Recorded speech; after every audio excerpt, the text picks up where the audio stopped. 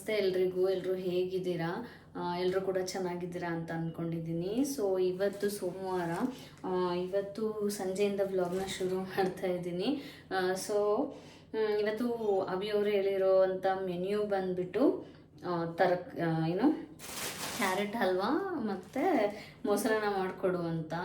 So ಅದನ್ನು ನಾನು carrot halwa ಯಾವಾಗಲೂ ಮಾಡಿಲ್ಲ, ಬಟ್ ಫಸ್ಟ್ ಟೈಮ್ ಮಾಡ್ತಾಯಿದ್ದೀನಿ. ಬನ್ನಿ ಹೇಗೆಲ್ಲ ಮಾಡೋದು ಅಂತ ನಿಮಗೆ ಇನ್ನು ಕ್ಯಾರೆಟ್ ಹಲ್ವಾ ಮಾಡಬೇಕಿತ್ತು. ಹಾಗಾಗಿ ಕ್ಯಾರೆಟ್ಗಳನ್ನೆಲ್ಲ ತಗೊಂಡು ಅದನ್ನು ನೀಟಾಗಿ ತೊಳೆದು ತುರ್ಕೋಬೇಕು. ಸೊ ತುಂಬ ದಿನಗಳ ನಂತರ ನಮ್ಮ ಕೊಟ್ಟೂರಲ್ಲಿ ಇಷ್ಟು ಚೆನ್ನಾಗಿ ಇರೋ ಅಂತಹ ಕ್ಯಾರೆಟ್ಗಳು ಸಿಕ್ಕಿದ್ದು ನನಗೆ. ಯಾವಾಗಲೂ ತುಂಬ ಲೇಟಾಗಿ ಸಂತೆಗೆ ಹೋಗ್ತಾ ಇದ್ದೆ. ಸೊ ತುಂಬಾ ಒಣಗಿರೋ ಸಿಗ್ತಾಯಿದ್ವು. ಈ ಸತಿ ಬೆಳಗ್ಗೆನೇ ಅಭಿಯವರು ಹೋಗಿ ತೊಗೊಂಬಂದಿದ್ರಿಂದ ಚೆನ್ನಾಗಿರೋ ಕ್ಯಾರೆಟೇ ಸಿಕ್ಕಿತ್ತು. ಸೊ ಹಾಗಾಗಿ ಅದನ್ನು ತೊಗೊಂಡು ಅದನ್ನು ನೀಟಾಗಿ ತೊಳೆದು, ಯಾಕಂದರೆ ಅದ್ರ ಮೇಲೆಲ್ಲ ಧೂಳಿರುತ್ತೆ. ಸೊ ಹಾಗಾಗಿ ಅದನ್ನೆಲ್ಲ ನೀಟಾಗಿ ಕ್ಲೀನ್ ಮಾಡ್ಕೊಂಡು ಆದಮೇಲೆ ಅದನ್ನು ಈ ರೀತಿಯಾಗಿ ತುರ್ಕೋಬೇಕು. ಸೊ ತುರ್ಕೋತಾ ಇದ್ದೀನಿ. ತುರ್ಕೊಂಡು ಆದಮೇಲೆ ನಾನು ಒಂದು ಬೌಲಲ್ಲಿ ಅದನ್ನು ಇಟ್ಟಿಟ್ಕೊಂಡಿದ್ದೀನಿ. ಸೊ ಒಂದು ಬೌಲ್ ಆಗೋಷ್ಟು ಕ್ಯಾರೆಟನ್ನು ತೊಗೊಂಡಿದ್ದೀನಿ. ಡ್ರೈ ಫ್ರೂಟ್ಸ್ ಅಂದರೆ ಬಾದಾಮಿ ಮತ್ತು ದ್ರಾಕ್ಷಿನ ತೊಗೊಂಡಿದ್ದೀನಿ. ಇನ್ನು ಸಕ್ಕರೆ, ಹಾಲು, ತುಪ್ಪನ ತೊಗೊಂಡಿದ್ದೀನಿ. ಇನ್ನು ಇದೆಲ್ಲದನ್ನು ಸೇರಿಸಿ ಕ್ಯಾರೆಟ್ ಹಲ್ವಾನ ಮಾಡೋಕ್ಕೆ ಶುರು ಮಾಡಿಕೊಂಡೆ. ಇನ್ನು ಗ್ಯಾಸ್ ಹಚ್ಬಿಟ್ಟು ಅದಕ್ಕೆ ಒಂದು ಕಡಾಯಿನ ಇಟ್ಟು ನಮಗೆ ಎಷ್ಟು ಬೇಕೋ ಅಷ್ಟು ತುಪ್ಪನ ನಾವು ಹಾಕೋತಾ ಇದ್ದೀವಿ. ತುಪ್ಪ ಇಲ್ಲಿ ತುಂಬಾ ಇಂಪಾರ್ಟೆಂಟ್ ಆಗಿರುತ್ತೆ, ಯಾಕಂದರೆ ಎಷ್ಟಾದರೂ ತುಪ್ಪ ಹಾಕೋಬೋದು. ತುಪ್ಪ ಒಳ್ಳೆಯದೇ ಅಲ್ವಾ ಹೆಲ್ತಿಗೆ. ಹಾಗಾಗಿ ನನಗೆ ಇಲ್ಲಿ ಇನ್ನೂ ಸ್ವಲ್ಪ ತುಪ್ಪ ಬೇಕು ಅನ್ನಿಸ್ತು, ಹಾಗಾಗಿ ಸ್ವಲ್ಪ ಜಾಸ್ತಿನೇ ಹಾಕ್ಕೊಂಡೆ. ಇನ್ನು ಡ್ರೈ ಫ್ರೂಟ್ಸ್ ತೊಗೊಂಡಿದ್ದೆ ಅಲ್ವಾ, ಅದನ್ನು ಅದರೊಳಗಡೆ ಒಂದು ಸತಿ ಫ್ರೈ ಮಾಡ್ಕೊತಾ ಇದ್ದೀನಿ. ಆಮೇಲೂ ಕೂಡ ಹಾಕ್ಬೋದಿತ್ತು, ಬಟ್ ನನಗೆ ಈ ಥರ ಫ್ರೈ ಮಾಡ್ಕೊಂಡು ಹಾಕ್ಕೊಂಡ್ರೆ ಇಷ್ಟ, ಹಾಗಾಗಿ ಫ್ರೈ ಮಾಡ್ಕೊತಾ ಇದ್ದೀನಿ. ಸೊ ಫ್ರೈ ಮಾಡಿಕೊಂಡು ಅದನ್ನು ಒಂದು ಬೌಲಲ್ಲಿ ತೆಗೆದಿಟ್ಕೋತಾ ಇದ್ದೀನಿ. ನನಗೆ ತುಂಬ ದಿನ ಆಯಿತು ನಾನು ವೀಡಿಯೋಸ್ ಕೂಡ ಮಾಡೋಕ್ಕಾಗಿರಲಿಲ್ಲ. ನಮ್ಮ ಮನೇಲಿ ಒಂದು ಮದುವೆ ಇತ್ತು ನಮ್ಮ ಸಿಸ್ಟರ್ದು, ಹಾಗಾಗಿ ಮನೆ ತುಂಬ ಜನ ಇರೋದ್ರಿಂದ ಆಗಿರಲಿಲ್ಲ. ಇನ್ನು ಇವಾಗ ಅದೇ ಕಡಾಯಿಗೆ ನಾನು ತುಪ್ಪದ ಜೊತೆಗೇ ಕ್ಯಾರೆಟ್ ತುರಿದಿದ್ವಿ ಅಲ್ವಾ, ಅದನ್ನು ಹಾಕ್ಕೊಂಡು ನೀಟಾಗಿ ಅದನ್ನು ಬೇಯಕ್ಕೆ ಬಿಟ್ಟಿದ್ದೀನಿ. ಇನ್ನು ಈ ಕಡೆ ಮೊಸರನ್ನ ಮಾಡಲಿಕ್ಕೆ ಅನ್ನನ ಒಂದು ಸ್ವಲ್ಪ ಆರಬೇಕದು.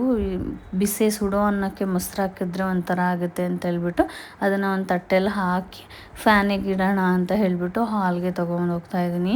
ಸೊ ಬೇಗನೆ ಫ್ಯಾನಿಗೆ ಇಟ್ಬಿಟ್ರೆ ಒಣಗಿಬಿಡುತ್ತೆ ಅಂತ ಹೇಳಿ, ಯಾಕಂದರೆ ಟೈಮ್ ಇರಲಿಲ್ಲ. ಆಲ್ರೆಡಿ ತುಂಬಾ ಇವತ್ತು ಲೇಟ್ ಆಗಿಬಿಟ್ಟಿದೆ. 8 ಗಂಟೆ ಆಗಿತ್ತು. ಅಭಿಯವ್ರು ಬರೋ ಅಷ್ಟೊತ್ತಿಗೆ ನಾನು ಎಲ್ಲ ಅಡುಗೆನೂ ಕಂಪ್ಲೀಟ್ ಮಾಡಬೇಕಾಗಿತ್ತು. ಹಾಗಾಗಿ ಅದನ್ನು ಫ್ಯಾನಿಗೆ ಇಟ್ಬಿಟ್ಟು ಒಣಗ್ಸೋಕ್ಕಿಟ್ಟು ನಾನು ಮತ್ತೆ ಅಡುಗೆ ಮನೆಗೆ ಬಂದೆ. ಸೊ ಬಂದು ನೋಡಿದಾಗ ಸ್ವಲ್ಪ ಅದು ಬೆಂದಿತ್ತು, ಆದರೂ ಇನ್ನೂ ಸ್ವಲ್ಪ ಕಲರ್ ಚೇಂಜ್ ಆಗೋದು ಗೊತ್ತಾಗುತ್ತೆ ಅಂತ ಹೇಳಿದರು ಆಂಟಿ. ನಾನು ನಮ್ಮ ಮನೆ ಎದುರುಗಡೆ ಇರೋ ರತ್ನಾಂಟಿ ಕೇಳಿಕೊಂಡು ಮಾಡ್ತಾಯಿದ್ದೆ. ಅವರು ಅದೆಲ್ಲ ಹೇಳ್ಕೊಟ್ಟಿದ್ರಿಂದ ಅವ್ರು ಹೆಂಗೆ ಹೇಳ್ತಾರೋ ಆ ಥರ ಮಾಡಿದೆ. ಇನ್ನೂ ಸ್ವಲ್ಪ ಕಲರ್ ಚೇಂಜ್ ಆಗ್ತಾಯಿತ್ತು ಅಲ್ವ, ಅದಕ್ಕೆ ಹಾಲನ್ನ ಸೇರಿಸ್ದೆ. ಹಾಲು ನನಗೆ ಯಾಕೋ ಸ್ವಲ್ಪ ಕಡಿಮೆ ಅನ್ನಿಸ್ತು, ಹಾಗಾಗಿ ಇನ್ನೂ ಸ್ವಲ್ಪ ಹಾಲನ್ನು ಕೂಡ ಸೇರಿಸ್ಕೋತೀನಿ. ಇನ್ನು ಅದನ್ನು ಕಂಟಿನ್ಯೂಸ್ ಆಗಿ ತಿರುಗಿಸ್ಕೋತಾ ಇದ್ದೀನಿ. ಅದಕ್ಕೆ ಅದು ಪೂರ್ತಿ ಬೇಯಬೇಕು, ಹಾಗಾಗಿ ಇನ್ನೊಂದು ಸ್ವಲ್ಪ ಹಾಲನ್ನು ಕೂಡ ಇಲ್ಲಿ ಸೇರಿಸ್ಕೊಂಡಿದ್ದೀನಿ. ನೀವು ನೋಡ್ಬೋದು. ಅಳತೆ ಪ್ರಕಾರ ಮಾಡೋದಕ್ಕೆ ಗೊತ್ತಾಗಲಿಲ್ಲ, ಯಾಕಂದರೆ ಇದು ನಾನು ಫಸ್ಟ್ ಟೈಮ್ ಮಾಡಿದ್ರಿಂದ. ಬಟ್ ಖಂಡಿತ ಇನ್ನೊಂದು ಸರಿ ನಾನು ಯಾವಾಗಾದರೂ ಮಾಡಬೇಕಾದ್ರೆ ಎಷ್ಟೆಷ್ಟು ಅಳತೆ ಅಂತ ಹೇಳಿಬಿಟ್ಟೆ ಮಾಡ್ತೀನಿ. ಇನ್ನು ಇದನ್ನೆಲ್ಲದನ್ನು ಕೂಡ ಒಂದು ಮೀಡಿಯಮ್ ಹದದಲ್ಲಿ ನಾವು ಅದನ್ನು ಮೀಡಿಯಮ್ ಫ್ಲೇಮಲ್ಲಿ ಇಟ್ಬಿಟ್ಟು ಕುದಿಸ್ಬೇಕು. ನಾವು ಎಷ್ಟು ಚೆನ್ನಾಗಿ ಅದನ್ನು ಕುದಿಸ್ತೀವೋ ಅಷ್ಟು ಚೆನ್ನಾಗಿ ಈ ಒಂದು ಕ್ಯಾರೆಟ್ ಹಲ್ವಾ ಬರುತ್ತೆ ಅಂತಲೇ ಹೇಳ್ಬೋದು. ಸೊ ಕಂಟಿನ್ಯೂಸ್ ಆಗಿ ಸ್ಟೀರ್ ಮಾಡ್ತಾಯಿದ್ದೀನಿ. ಇನ್ನು ತುಂಬಾ ದಿನ ಆದಮೇಲೆ ವೀಡಿಯೋ ಮಾಡ್ತಿರೋದ್ರಿಂದ ವೀಡಿಯೋ ಮಾಡೋದು ಕೂಡ ಗೊತ್ತೇ ಆಗ್ತಾಯಿಲ್ಲ. ಎಲ್ಲ ಮರ್ತೋಗಿದೇನೋ ಅನ್ನಿಸ್ತಾ ಇದೆ. ಸೊ ಇನ್ನೂ ಕಂಟಿನ್ಯೂ ಆಗಿ ವೀಡಿಯೋನ ಮಾಡೋದಕ್ಕೆ ಶುರು ಮಾಡ್ಕೊಳ್ಳೋಣ ಅಂತ ಅಂದ್ಕೊಂಡಿದ್ದೀನಿ. ಅದಕ್ಕೆ ನಿಮ್ಮ ಸಪೋರ್ಟ್ ನನಗೆ ಬೇಕೇ ಬೇಕು.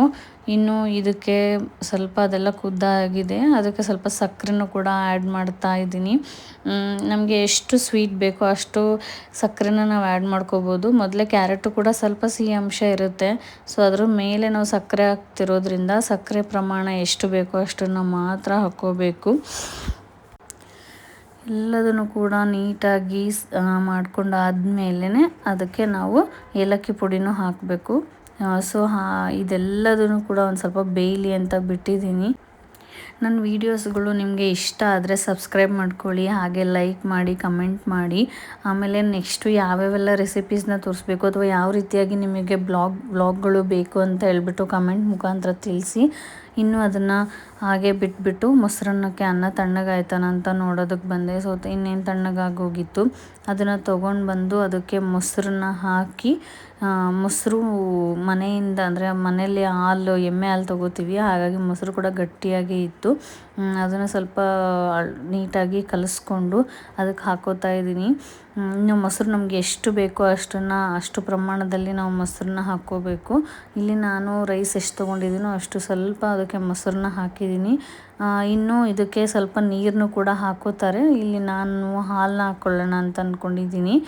ಇನ್ನು ಈ ಸ್ಪೂನಲ್ಲಿ ಎಲ್ಲ ನನಗೆ ಕಲ್ಸೋಕೆ ಅಷ್ಟಾಗಿ ಕಂಫರ್ಟಬಲ್ ಆಗಲ್ಲ. ಹಾಗೆ ನಾವು ಮನೇಲಿ ಜಾಸ್ತಿ ಆರಾಮಾಗಿ ನನಗೆ ಹೆಂಗೆ ಕಂಫರ್ಟಬಲ್ ಬೇಕೋ ಆ ರೀತಿಯಾಗಿ ನಾನು ಮಾಡ್ಕೋಬೇಕಲ್ವ, ಹಾಗಾಗಿ ಕೈಲೇ ಕಲಿಸ್ತೀನಿ ಜಾಸ್ತಿ.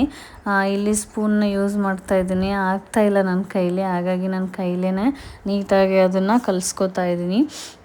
ಇನ್ನು ನಾವು ಈ ಥರ ಕೈಲಿ ಕಲಿಸೋದ್ರಿಂದ ನೀಟಾಗಿ ಎಲ್ಲ ಕಡೆನೂ ಕೂಡ ಆ ಒಂದು ಮೊಸರು ಮತ್ತು ಹಾಲು ಸ್ಪ್ರೆಡ್ ಆಗುತ್ತೆ ಅಂತ ಹೇಳಿ ಮಾಡ್ಕೋತಾ ಇರೋದು. ಇನ್ನು ತುಂಬ ದಿನ ಆಗಿತ್ತು ಅಭಿಯವರು ಮತ್ತು ನಾನು ಆರಾಮಾಗಿ ಕೂತು ಊಟ ಮಾಡಿ. ಯಾಕಂದರೆ ಮದುವೆ ಮನೆ ಆಗಿರೋದ್ರಿಂದ ಎಲ್ಲರೂ ಕೂಡ ಇಲ್ಲೇ ಇದ್ದರು. ಊಟಕ್ಕೆ ಅವ್ರ ಮನೆಗೆ ಹೋಗ್ತಾ ಇದ್ವಿ, ಇಲ್ಲಿ ಬರೀ ಮಲ್ಗೋಕ್ಕಷ್ಟೇ ಬರ್ತಾಯಿದ್ವಿ. ಹೀಗಾಗಿ ನಮಗೆ ಟೈಮ್ ಕೊಡೋದಕ್ಕೆ ಆಗ್ತಾ ಇರಲಿಲ್ಲ. ಅದೇ ರೀತಿಯಾಗಿ ಮತ್ತು ಇದು ಸೀಸನ್ ಬೇರೆ, ಅಂಗಡಿಲೂ ಕೂಡ ತುಂಬಾ ರಶ್ ಇರೋದ್ರಿಂದ ನಮಗೆ ಟೈಮೇ ಸಿಗ್ತಾ ಇರಲಿಲ್ಲ. ಬರ್ತಿದ್ದಿದ್ದೆ ನೈಟು, ಬಟ್ ನೈಟ್ ಬಂದು ಅಡುಗೆ ಮಾಡ್ಕೊಂಡು ಊಟ ಮಾಡಿ ಮಲಗೋ ಅಷ್ಟೊತ್ತಿಗೆ ನಮಗೆ ಸಾಕಾಗಿ ಹೋಗ್ಬಿಡೋದು. ಇವತ್ತು ಸ್ವಲ್ಪ ಫ್ರೀ ಇತ್ತು ಅಂತ ಹೇಳ್ಬಿಟ್ಟು ನಾನು ಮನೆಗೆ ಬೇಗ ಬಂದಿದ್ದೆ, ಹಾಗಾಗಿ ಒಂದು ಡಿನ್ನರ್ನ ಪ್ಲ್ಯಾನ್ ಮಾಡಿದ್ದೆ. ಇನ್ನೂ ಎಲ್ಲ ಐಟಮ್ಸು ಕೂಡ ಆಗ್ತು. ಸುಮ್ಮನೆ ಒಂದು ಡಿನ್ನರ್ ಮಾಡೋಣ ಅಂತ ಹೇಳ್ಬಿಟ್ಟು ಎಲ್ಲದನ್ನು ರೆಡಿ ಮಾಡ್ಕೊಂಡಿದ್ದೆ. ಇಲ್ಲಿ ನೋಡಿ ಕ್ಯಾರೆಟ್ ಹಲ್ವನೂ ಕೂಡ ರೆಡಿ ಆಗಿದೆ.